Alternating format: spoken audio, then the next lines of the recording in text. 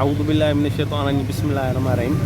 जीअं त 14-15 ॾींहं अवल हिकिड़ो वाक़ियो पेश आयो शहीद ज़ुल्फ़कार अली पंवर जेको 20 तारीख़ ते वाक़ियो पेश आयो, जंहिंखां ज़ुल्फ़कार अली पंवर खां जेको राइफल स्नैचिंग थी उन दौरान उन जेको आहे सो शहीद कयो वियो।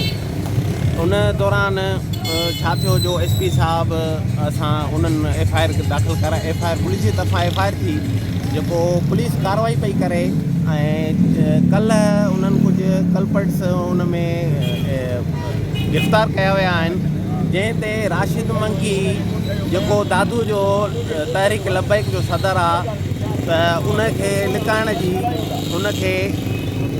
उन्हनि खे बचाइण जी कोशिशि करे रहियो आहे। हाणे तंज़ीम जो इहो मक़सदु न आहे त क्रिमिनल माण्हुनि खे तव्हां लिकायो, इन त पोइ त इलाही माण्हू आहिनि उन्हनि खे नथी ॿधे पुलिस, छो नथी ॿधे? ज़ाहिरी ॻाल्हि आहे, कुझु त ॻाल्हि हूंदी ज़रूरु त उनखे तॾहिं पुलिस ॿधो आहे।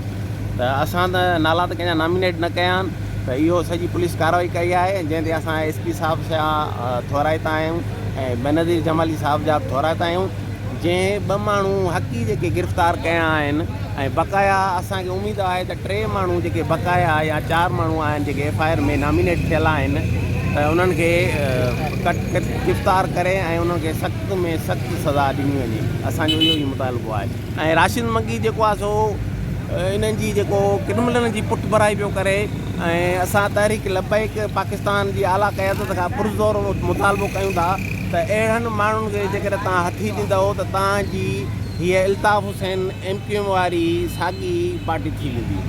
ठीकु आहे, असां हुनखे कंदासीं, त महिरबानी करे इन्हनि खे पंहिंजी सदारती सीट तां हटाए ऐं ॿिए सुठे माण्हू खे अहिड़े खे चूंडियो वञे जीअं दादूअ जो अमन बहाल थी वञे।